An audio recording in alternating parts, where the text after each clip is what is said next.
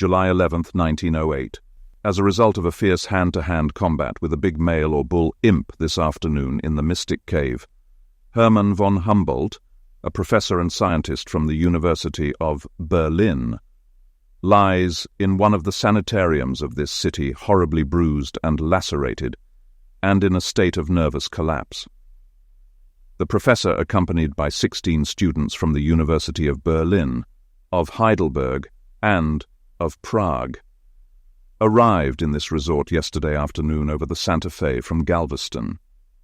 They registered from Galveston, and it was supposed they were pleasure seekers here for an outing and to get away from the puncturing bills of the coast mosquitoes. But early this morning their movements indicated that they were here for other purpose. Climbing into well-provisioned carriages, they started out as if on an extended expedition into the country.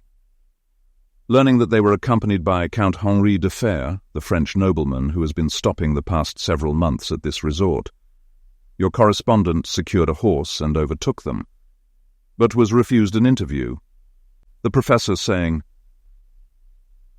"Not yet, my good newspaper friend, not yet. But soon we hope to have much of interest to the scientific world to tell you." Late this afternoon, the Count and his friends returned, driving rapidly, and stopped at the sanitarium. The professor was lifted carefully from his carriage and carried within. A great crowd of citizens and health and pleasure seekers gathered about the sanitarium, curious and anxious to learn what had happened. The Count, to appease the crowd and to get them to leave, mounted the steps, and in a brief address told the people that the young men were friends and schoolmates of his, and that the professor was Hermann von Humboldt of the University of Berlin, and one of the greatest scientists of Europe. That the party had come to Sulphur as a result of letters which he had written for the French and German papers about the marvelous curative waters in this national health resort and playground in the heart of America's great Indian country, about the unusual geological formations of this country, and the great imp inhabited Mystic Cave near here, the world's greatest mystery. "My friends," said the Count, "are here to spend their summer vacations with me in your gay Indian resort, and to explore fully the Mystic Cave, to learn all there is to know about its great depths and greater mysteries." They made their first attempt at exploration this morning, and the success of our expedition was greater by far than the success of any of the numerous exploring parties which have entered the cavern since my arrival in your city some months ago. "On entering the lake chamber," said the Count, "the imps retreated and kept out of range of our powerful searchlights. They did much chattering or talking in the imp language, and it was evident that they were very much excited over our invasion. Although we worked hard until the noon hour and tried from many viewpoints to reach the imps with the rays of our powerful lights, we at no time got more than a glimpse of shadowy, moving forms. At 12 o'clock we made our exit from the lake or imp chamber and ate our dinner in the sunlight at the bottom of the big circular entrance to the cave.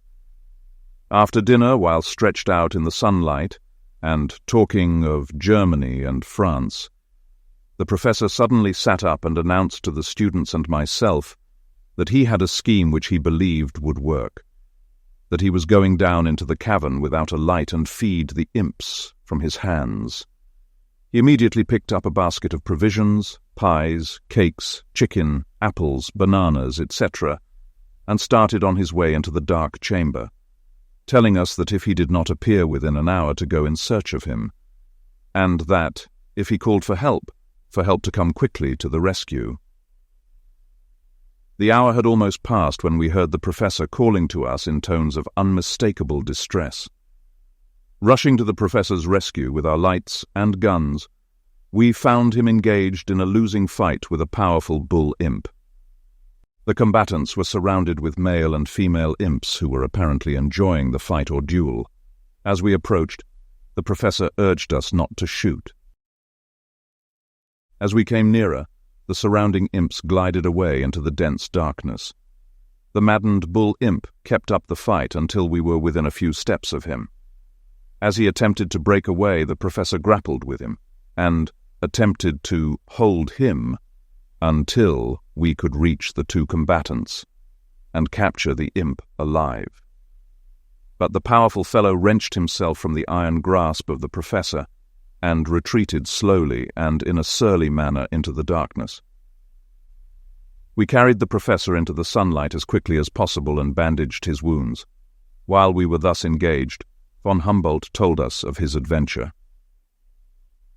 A short time after he had reached the lake shore of the cavern, by the time his eyes had become accustomed to the black darkness, the savory odors emanating from the food and fruits in his basket attracted the imps from their hiding, and the female imps ate eagerly from his hands.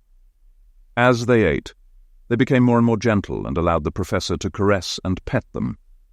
And thus von Humboldt was permitted to bring his sense of touch to the aid of his sight in his scientific investigations of these strange beings of the nether world. While thus engaged, using both his touch and sight, the professor received a stinging blow on the cheek. Peering into the darkness to see what had struck him, von Humboldt saw a powerful bull imp, with wild gestures and mad grimaces, challenging him to mortal combat, to fight him a duel. It is evident, the professor thinks, that the big bull imp thought he was flirting with the female imps, and became jealous of the caresses he was showering upon them while pursuing his scientific researches. The professor is a duelist of much note. In fact, he has fought so many duels with sensitive students that it has been said of him that dueling is his chief pastime.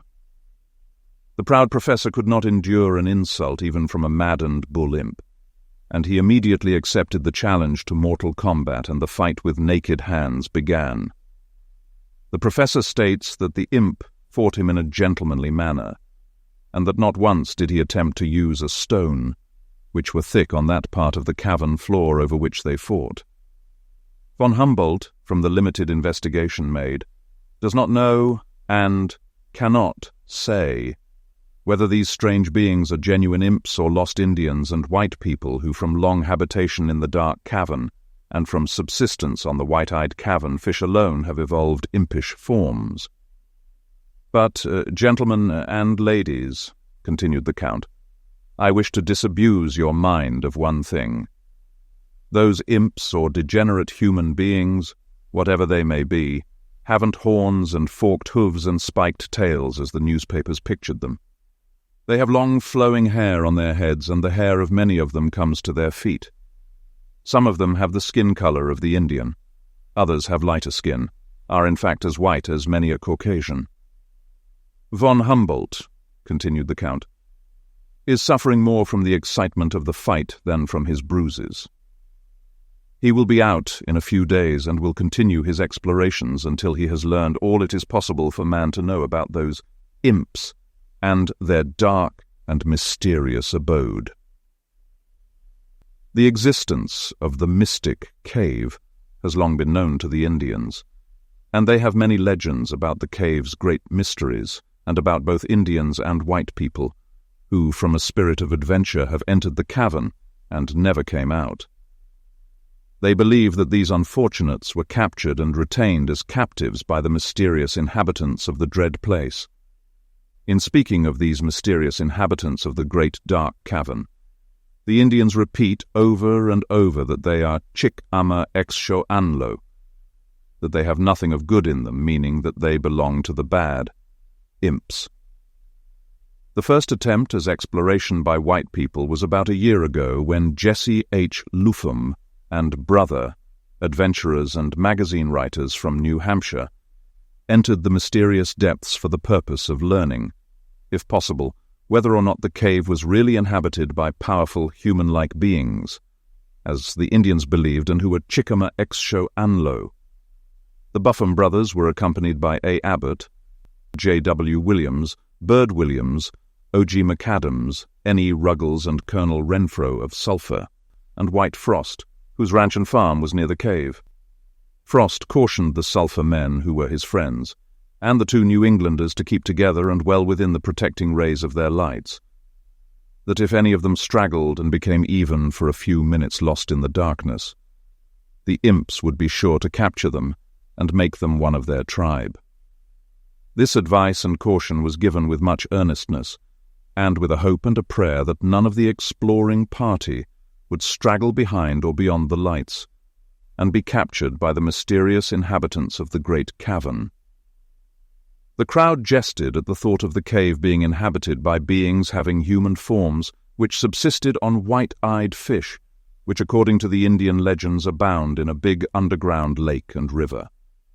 In the river chamber they found both the fish and the Imps which fed upon them.